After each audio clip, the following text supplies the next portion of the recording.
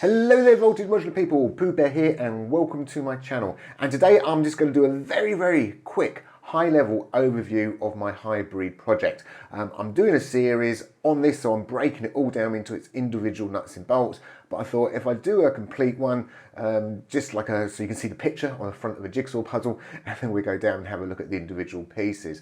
So very quickly, it's made up of just a couple of different moving parts. We had some leads, we've got a bass, we've got a drum section, we've got some pads down here, there's a little bit of noise stuff going on here, and we've got a heavy modulation going on as well. So in fact a lot of the modulation is actually coming from this spanner at the top.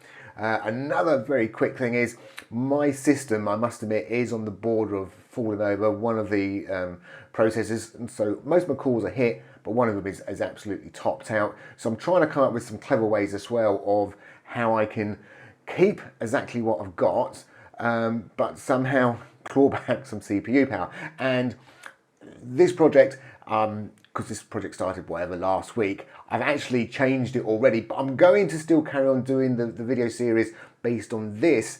And then at the end, I'm probably going to do like an updated one to say, well, this is what I did. I reduced these and I brought these in and I had this issue and I decided to do this to try and resolve that issue, or try and claw back a few, like CPU, so I can add some more stuff into it. Obviously I can remove first contact. That's going to give me a few back, but actually that's not like a big hitter. So it's little things like that. So the main thing is though, as I say, the first video is going to really be looking at the drums, because I don't use any oscillators on the drums, and then we'll have a look at the gators and that side. Then we'll have a look at the bass side of things. I'm probably going to group something like the lead and the pads, and I'd probably just do a quick sound design, because I didn't want this series to be about sound design. I wanted it more specifically, it's the backbone, you could say. At the end of the day, I've got this little storing forward. If you notice, there's nothing plugged into the CV, it's just the gates. I'm using it as the pulse, you could say that's the heart.